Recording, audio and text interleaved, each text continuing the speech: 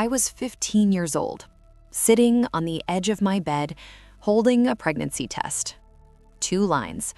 I remember the sound of my mother's voice when I told her, not crying, not concerned, just flat. You have 2 choices. You deal with it or you leave. I was 15. I did not even know what dealing with it meant yet. My father did not look at me when he said it. He was looking at the wall. If you keep it, you are on your own. I kept it. They changed the locks within the week. I stood on that porch with a trash bag of clothes and a phone with $43 of prepaid minutes left on it. 15 years old, pregnant, and completely alone. 20 years later, they knocked on my door. My mother in her church clothes, my father with his hat in his hands, asking, "We just want to meet our grandson." I looked at them for a long moment, and then I said, "He doesn't exist." The look on their faces, I had waited 20 years for that look. Stay with me, because what I mean by that is not what you think. Before I take you back to the beginning, if this story hits close to home, take a moment to like and subscribe, but only if you genuinely connect with it. Drop your location and your local time in the comments. I love knowing where you're listening from. Let me take you back, all the way back, to a 15-year-old girl standing on a porch with a trash bag, and everything she built from that moment forward. My name is Renee. I grew up in a mid-sized city in Tennessee, the kind of place where the church parking lot is full on Sunday, and everybody knows whose daughter you are before they know your name. My parents, Frank and Loretta, were respected people in that town. My father was a deacon, my mother ran the women's ministry, Sunday school, bake sales, vacation Bible school every summer.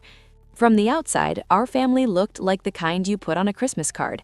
4 beds, a dog, a Ford in the driveway, 2 daughters who sat in the front pew and said yes ma'am and no sir.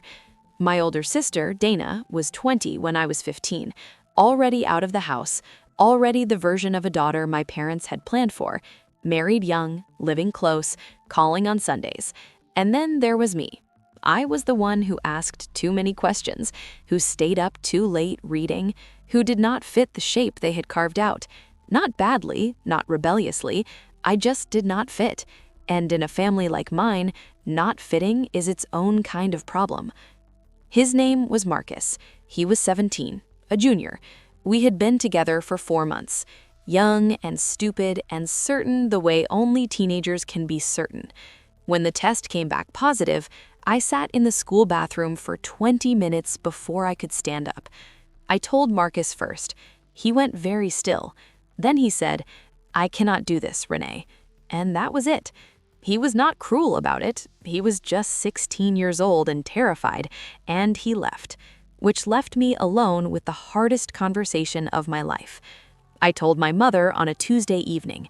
She had just come home from Bible study, still had her good blouse on. I sat across from her at the kitchen table and said it plainly. "Mom, I am pregnant." She set her purse down very carefully, called my father in from the living room, and the 2 of them sat across from me and delivered their verdict, like I was a case to be decided, not a child to be held. 2 choices, you deal with it or you leave. My father looking at the wall, my mother's voice completely flat. I had expected anger. I had expected tears. I had not expected nothing. That was the moment I understood something about my parents that I had been too young to name before. Their love had always had a condition attached. I just had never failed the condition before, until now. I had 5 days. That is what they gave me. 5 days to figure out my life at 15. I called Dana first. She listened for a long time. Then she said, "Renee, you know I cannot go against Mom and Dad. I am not asking you to. I am asking if I can stay with you." A pause. "Just until I figure something out." Another pause. Longer. "I am sorry," she said. I cannot." I called 2 friends. One said her parents would not allow it. One did not pick up. On the 5th day, I packed what I could fit in a trash bag. Clothes, my journal, a photo of me at 12 at the county fair, the last time I remember feeling like a regular kid. My mother was in the kitchen when I came downstairs. She did not come out. My father opened the front door, handed me $40 in cash, did not look me in the eye. That's all we can do. The door closed. I heard the lock turn. I stood on that porch for a moment, trash bag in one hand, $40 in the other. The neighborhood was quiet. A dog barking 2 streets over, the sound of a lawnmower somewhere distant, everything completely normal, as if nothing had just happened. As if a 15-year-old girl had not just been handed $40 and a locked door by her own parents. I walked to the end of the driveway, turned left, and started moving, because standing still was not an option. I walked for 45 minutes, no destination, just movement. I ended up at the public library, not because I had a plan, because it was open, it was warm, and nobody would ask me questions. I sat at a table in the back corner, opened my journal, and tried to write down what I was going to do. The page stayed blank for a long time. A woman sat down across from me, not at my table, at the next one, but close enough that when she looked up from her book and saw my face, she did not look away. She was maybe 60, reading glasses, natural silver locks pulled back, a cardigan the color of moss. She looked at me for a moment, then said simply, "Are you all right?" Something about the directness of it broke something loose. "No," I said. She closed her book. Her name was Patricia Harold. She had been a social worker for 31 years, retired the previous spring. She lived 7 blocks from that library and came every Tuesday and Thursday to read. She did not pepper me with questions. She just sat with me. For 2 hours that afternoon, she helped me make an actual list, practical, specific, actionable. Shelter options for pregnant minors in Tennessee, Medicaid enrollment, how to stay enrolled in school while pregnant, what rights I had that my parents could not override. She wrote her phone number on a library receipt. "Call me tomorrow morning," she said. "I know people." I called her at 7:59 a.m. She picked up at 8 exactly. "I found you a place," she said. "It is a home for young mothers, clean, safe, good people. They will help you finish school." "I cannot afford." "It's state-funded. You qualify." I moved in 3 days later. A room the size of a generous closet, 2 other girls on my floor, a shared kitchen that smelled like someone was always making something, and for the first time since that Tuesday evening at the kitchen table, I exhaled. Ms. Harold visited every week, brought groceries sometimes, sat with me on the small porch out back, and talked about everything and nothing. She never told me what to do. She just made sure I had what I needed to decide for myself. I finished 10th grade by correspondence. 11th and 12th, I went back to school, different district, where nobody knew my name or my parents' reputation, where I was just Renee, the girl in the second row who always had her homework done. My son was born on a Thursday in March. 6 pounds, 14 ounces, a full head of dark hair, eyes that looked at me like I was the only thing in the world worth looking at. I named him Noah because I had read somewhere that Noah meant rest and comfort, and I wanted him to have a name that felt like both those things, like everything I had not had since the moment I took that test. Miss Harold was in the waiting room. She had driven me to the hospital at 2 in the morning when my contractions started, sat in the waiting room for 11 hours. When the nurse brought Noah in, she looked at him for a long time. Then she looked at me. "You did that," she said. "We did that," I said. She shook her head. "No, that is all you." Noah changed everything, not in the romantic way people describe, but in a cellular way, like something in me reorganized itself around him. I was 16 years old with a newborn and no family and $40 worth of pride, and I had never been more certain of anything in my life than I was of him. I was going to build something for him, whatever it took, whatever it cost. I was going to build something. The next 4 years were not a straight line. They never are. I finished high school when Noah was 2. Miss Harold watched him on graduation morning while I walked across the stage. She had framed the invitation and put it on her refrigerator. I applied to community college that fall, business administration, 2 classes at a time while Noah was in subsidized daycare. I worked at a call center during the day, studied at night after Noah was asleep, graduated with my associate's degree 3 years later. Noah was 5 and sat in the audience in a clip-on tie that Miss Harold had bought him. He clapped so hard for so long that the woman next to him started laughing. I transferred to Tennessee State, finished my bachelor's in 4 years. Noah was 9 and had started correcting my grammar. I got my first real job at a marketing firm downtown. Entry level, long hours, a boss who did not know my name for the first 3 months. I did not care. I kept my head down, did the work, learned everything. Got promoted twice in 2 years. By the time Noah was 12, I had saved enough to put a down payment on a house. Small, 2 bedrooms, a yard with an oak tree Noah immediately claimed as his. We moved in on a Saturday.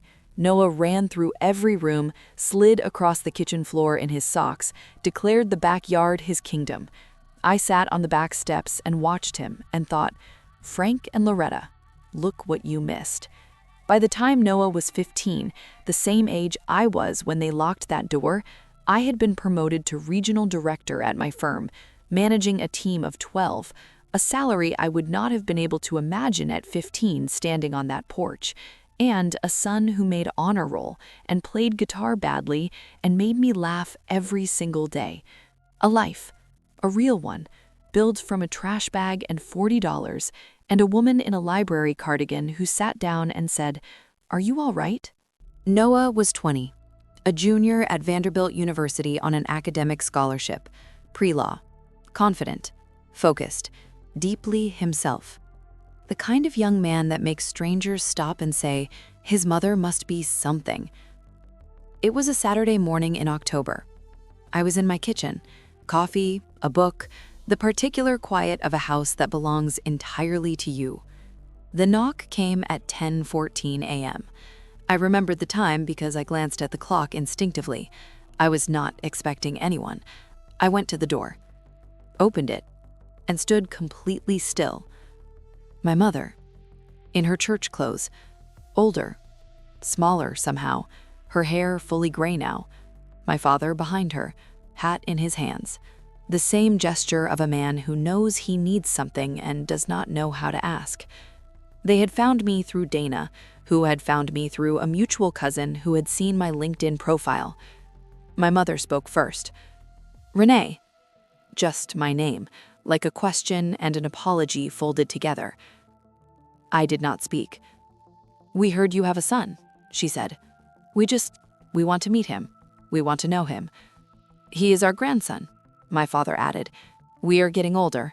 We just want—" "His name," I said quietly, "is Noah." My mother's face softened. "We know. Dana told us. We just thought—" "He does not exist." Silence. My father frowned. "What do you mean?" "I mean the grandson you are looking for." I kept my voice completely level. "The little boy you imagined, the one you could swoop in and claim after 20 years, the one who would call you grandma and grandpa and fill whatever hole you are feeling right now. He does not exist. Because that is not who Noah is." My mother's eyes filled. "Renee, Noah is a 20-year-old man." I said it clearly. "A junior at Vanderbilt, pre-law. He plays guitar, he makes his own decisions, and whether he ever meets you is entirely his." My father stepped forward slightly. "Can we come in?" I considered that for a moment. Then I stepped aside. They came into my house, looked around the way people look around when they are trying to understand a life they missed. The framed photos on the wall. Noah at 5 in that clip-on tie. Noah at 12 in front of our first house. Noah at 18 on his first day of college. My mother stopped at that last one, stared at it for a long time. "He looks like you," she said softly. He looks like himself. We sat in the living room, the same room I had sat in alone 100 nights, building spreadsheets and business plans and a future out of nothing. My mother folded her hands in her lap. We made a mistake. I waited. We were ashamed and scared, and we let that make us cruel. Yes, I said. You did. We've thought about it for years. Thinking about it is not the same as doing something about it. My father looked at the floor. We did not know how to find you. You did not try. A long silence. You are right, he said. I looked at this man, Deacon Frank, the man who had handed me $40 and turned a lock. He was 71 years old now, and he looked every year of it. I want to ask you something, I said. He looked up. When you locked that door, what did you think was going to happen to me? He did not answer immediately. Did you think someone would catch me? Did you think I would figure it out? Or did you just... I paused. Not think about it at all. His jaw tightened. His eyes were wet. I did not think, he said finally. That is the truth. I was so focused on what people would say, what the church would say, what it meant for our family, and I stopped thinking about you. I have not stopped thinking about it since. My mother was crying quietly now, not the dramatic kind, the quiet kind, the kind that comes from carrying something for 20 years. I sat with that for a moment, and then I said something I had not planned to say. A woman named Patricia Harold sat down next to me in a library the day you locked that door. They looked at me. She was a retired social worker, a stranger. She found me shelter. She drove me to the hospital at 2 in the morning when Noah was born. She watched him at my graduation day. She has been at every milestone in our lives for 20 years. She is more family to us than you have been. And she never had any obligation to us. She just chose to show up. My mother pressed her hand to her mouth. I am not telling you that to hurt you. I am telling you because you should know that the gap you left did not stay empty. We filled it, and we are whole. I called Noah that evening. He was at his apartment near campus. I could hear his roommate's music in the background. Hey, Mom, what is up? I need to tell you something. The music faded. A door closed. Okay, talk to me. I told him everything, not the summary version, the full version. The porch, the trash bag, the $40, Ms. Harold in the library, the home, the 2 jobs, the community college nights. Everything I had protected him from knowing until he was old enough to hold it. He was quiet for a long time after I finished. Mom, I know it is a lot. Why did you not tell me before? Because you were a child, and it was not yours to carry. Another silence. They came to the house today, I said. They want to meet you. What did you tell them? I told them that was your decision entirely. I heard him exhale slowly. What do you want me to do? Nothing that you do not choose freely. Mom, Noah, what do you want? I thought about that for a long moment. I want you to do whatever gives you peace, I said. Not what gives them peace, not what gives me peace, what gives you peace. He was quiet again. Can I think about it? Take all the time you need. Okay? A pause. Hey, Mom. Yeah? You built something really good. I closed my eyes. We did. No. His voice was firm. You did. I was just along for the ride. I laughed. Through the tears I did not know were falling. Good night, Noah. Night, Mom. I love you. I love you too. Noah called me on a Sunday morning 3 weeks later. I'm going to meet them. I sat up straighter. Are you sure? Not for them, he said. For me. I want to look them in the eye. I want them to see who I am. Okay. Will you be there? Every second. We arranged it for the following Saturday. My house, my terms, my kitchen table. Noah drove down from Nashville the night before. He helped me make dinner, and we sat up late talking. Not about the next morning, about everything else. His moot court competition, a girl he had been spending time with, a professor he respected. Normal things, his things. I watched him across the kitchen table. This man I had built a whole life around. This person who had been the reason I got up every morning when getting up felt impossible. "You are going to be okay tomorrow," I told him. "I know," he said simply. "I am always okay." Saturday morning, my parents arrived at 10. Dana came with them, the first time I had seen my sister in person in 15 years. She looked at me in the doorway with something I can only describe as complicated guilt. "Renee." "Dana." A pause. "I'm sorry," she said quietly. "I should have—" "Come in," I said.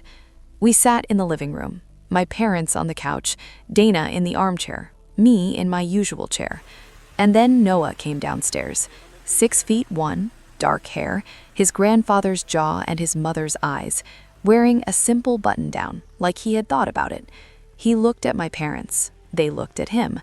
My mother made a sound I cannot describe, something between a gasp and a sob.